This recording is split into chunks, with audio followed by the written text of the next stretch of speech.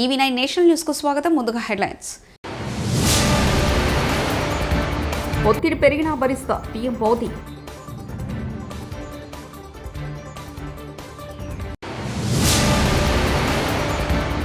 TDR బాండ్ల కుంభకోణం. IAS అధికారినిపై వైకాపా నేత భూమన తీవ్ర ఆరోపణలు.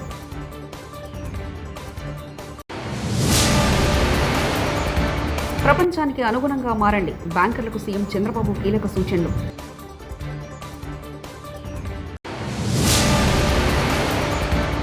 అనకాపల్లిలో 126 అడుగుల భారీ మట్టి గణపతి. మనపై ఒత్తిడి పెరగొచ్చు కానీ మనం దాన్ని భరిద్దామని ప్రధాని నరేంద్ర మోదీ పేర్కొన్నారు. ఈ నెల 20 నుంచి భారత్ వస్తువులపై అమెరికా 50% సుంకాలు అమల్లోకి రానున్న నేపథ్యంలో ఆయన వ్యాఖ్యలకు ప్రాధాన్యత ఏర్పడింది.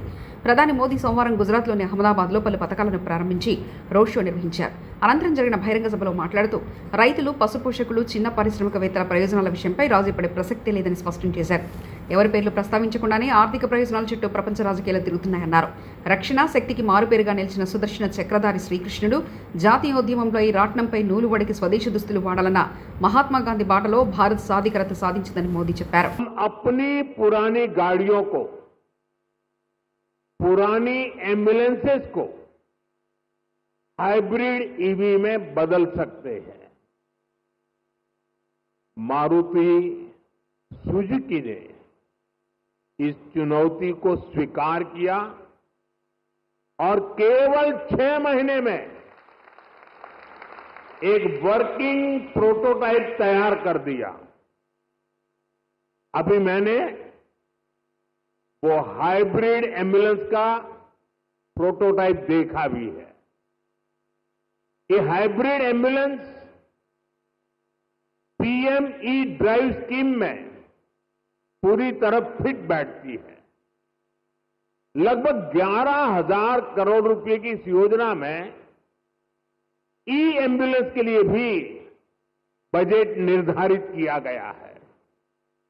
हाइब्रिड ईवी से पॉल्यूशन भी घटेगा और पुराने व्हीकल्स को ट्रांसफॉर्म करने का विकल्प भी मिलेगा. साथियों, क्लीन एनर्जी और क्लीन मोबिलिटी ये हमारा फ्यूचर है. ऐसे ही प्रयासों से भारत तेजी के साथ क्लीन एनर्जी और क्लीन मोबिलिटी का एक रिलायबल सेंटर बनेगा. రాష్ట్ర స్థాయి బ్యాంకర్ల సమావేశంలో ముఖ్యమంత్రి నారా చంద్రబాబు నాయుడు పాల్గొని వివిధ అంశాలపై సమీక్ష నిర్వహించారు. ఈ సమావేశంలో ముఖ్యమంత్రి పలు కీలక అంశాలపై తన అభిప్రాయాలు వ్యక్తం చేశారు. వ్యవసాయం, ప్రాథమిక రంగాలు, ఎంఎస్ఎంఈ, ఎస్హెచ్డి రంగాలు, రుణ వితరణ లక్ష్యాలు, గ్రామీణ ప్రాంతాల్లో బ్యాంకింగ్ సేవలపై అధికారులతో చర్చించారు. నాగార్జునసాగర్ నియోజకవర్గం అనుముల మండలం కొత్తపల్లిలో యూరియా కోసం బారులు తీరిన రైతుల కష్టాలు అడిగి సమస్యలను అధికారుల దృష్టికి తీసుకెళ్లిన మాజీ ఎమ్మెల్యే నోముల భగత్. మేడం ఏం లేదు, ఇది ఇక్కడికి వచ్చిన అంటే వీళ్ళు ఏంటంటే పొద్దున్న నుంచే లైన్లో ఉన్నాము, 3 గంటల నుంచే రెండే ఇస్తున్నారని వాళ్ళు మాట్లాడుతున్నారు. మేడం ఏమైంది, అందరికీ రావాలన్నా? మెయిన్ ఏంటంటే ఇక్కడ వచ్చిన దాంట్లో 200 బస్తాలు వచ్చినాయట. జనాలేమి ఇంకెక్కువ మంది ఉన్నారు.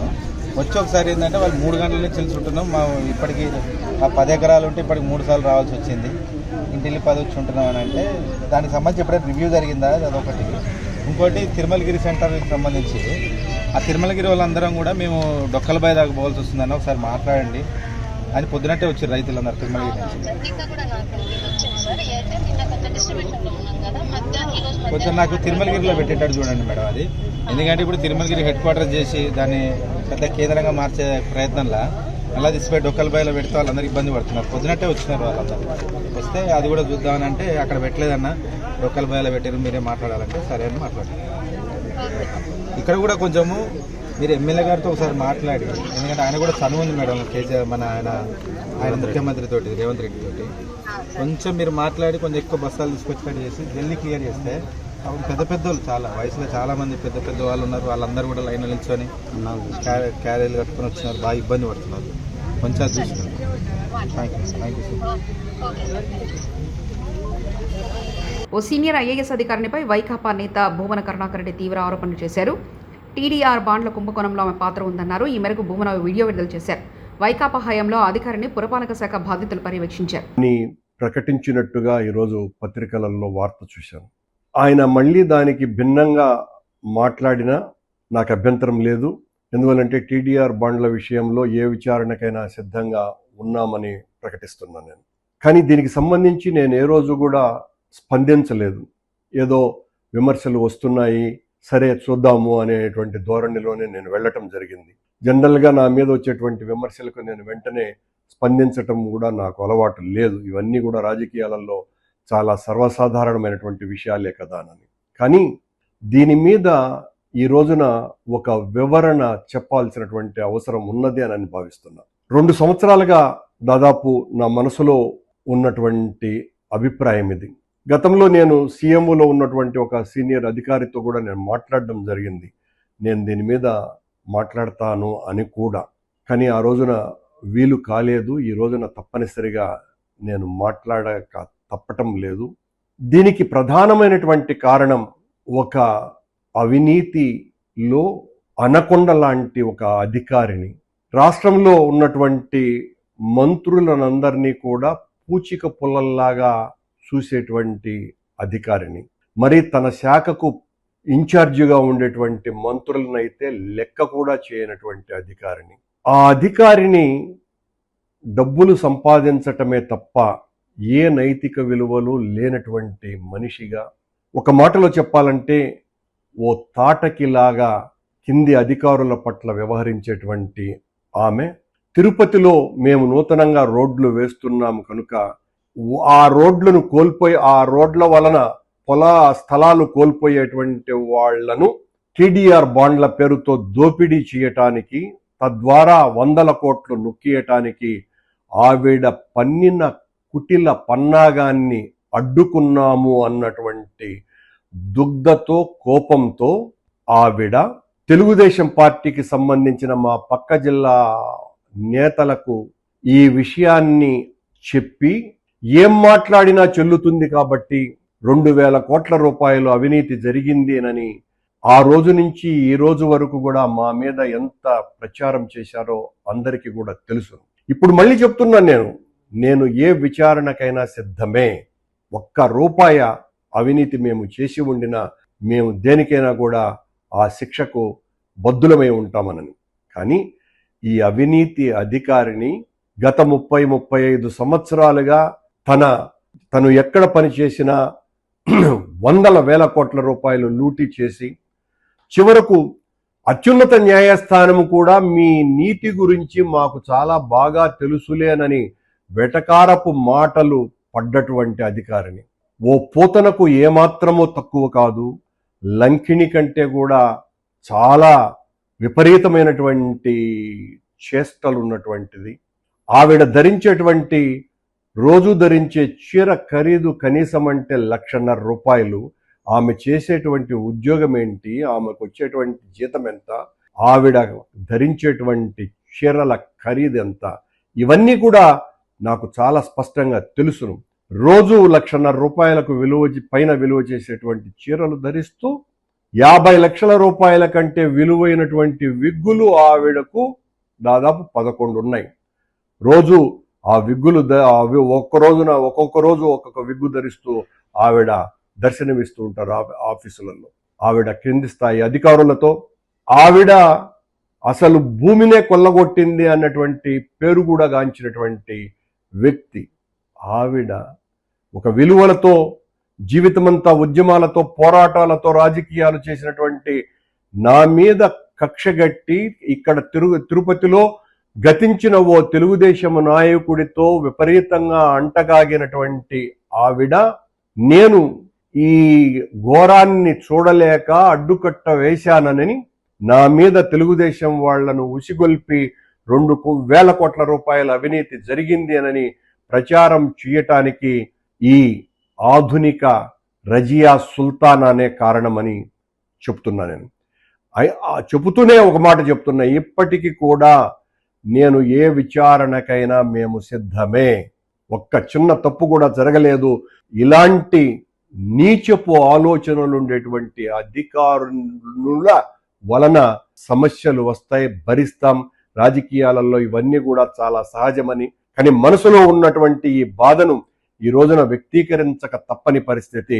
ఇలాంటి కొద్దిమంది, అందరూ కానే కాదు సుమా, కొద్దిమంది ఉద్యోగాలలో చేరి రాష్ట్రమంతా కూడా లూటీ చేద్దాము అనుకునేటువంటి అధికారులతో రాజకీయ నాయకులు కూడా చాలా జాగ్రత్తగా ఉండాల్సిన అవసరం ఉంది అనే విషయాన్ని తెలియజేస్తుంది. అనకాపల్లి జిల్లా కేంద్రంలో ఏడాది వినాయక ఉత్సవాలు ఘనంగా నిర్వహించడంతో ఏర్పాట్లు పూర్తి చేశారు. ఎన్టీఆర్ క్రీడా మైదానం వద్ద 126 అడుగుల మట్టి గణపతిని సంపత్ వినాయక ఉత్సవ కమిటీ సభ్యులు ఏర్పాటు చేశారు. ఈ గణనాథుడి ప్రతిమ తెలుగు రాష్ట్రాల్లోని భారీదని కమిటీ అధ్యక్షుడు బుద్ధ భూలకనాయుడు తెలిపారు. గిన్నిస్ బుక్లో స్థానం పొందడమే లక్ష్యంగా ఈ భారీ విగ్రహాన్ని ఏర్పాటు చేస్తున్నట్లు చెప్పారు.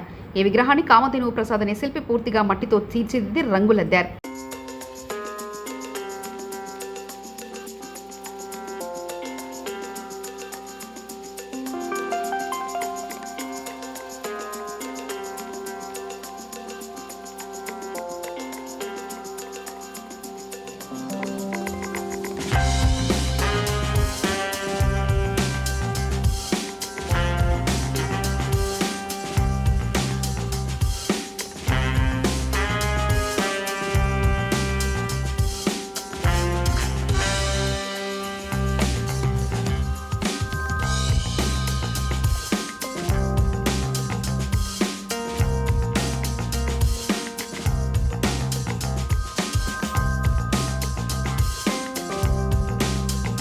మొక్కలు నాటి వాటిని కాపాడుకోవాల్సిన బాధ్యత అందరిపైందని సంగారెడ్డి ఎమ్మెల్యే చింతా ప్రభాకర్ అన్నారు. సంగారెడ్డి పట్టణంలో 31, 32 వార్డులలో వనమహోత్సవ కార్యక్రమాన్ని ఎమ్మెల్యే చింతా ప్రభాకర్ ప్రారంభించారు. మాజీ సీడీసీ చైర్మన్ విజేందర్ రెడ్డి, మాజీ కౌన్సిలర్ రామప్ప ఆధ్వర్యంలో కార్యక్రమం నిర్వహించారు. వార్డు ప్రజలకు ఎమ్మెల్యే గారి చేతుల మీదుగా మొక్కలు పంపిణీ చేశారు.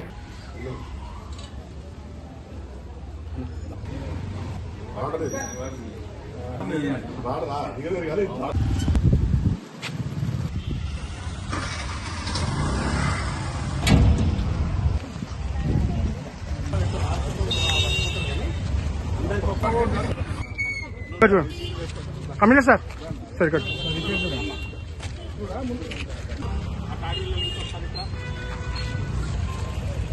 రామాపల్లి కట్టు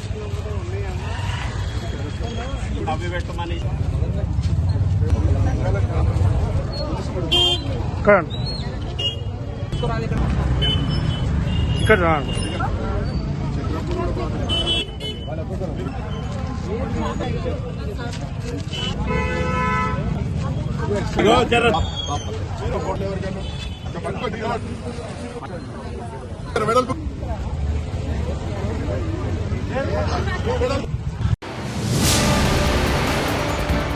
ఒత్తిడి పెరిగినా భరిస్తా పీఎం మోదీ.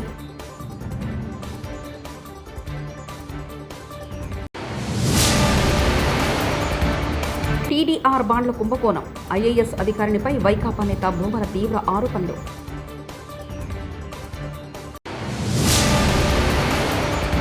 ప్రపంచానికి అనుగుణంగా మారండి, బ్యాంకర్లకు సీఎం చంద్రబాబు కీలక సూచనలు.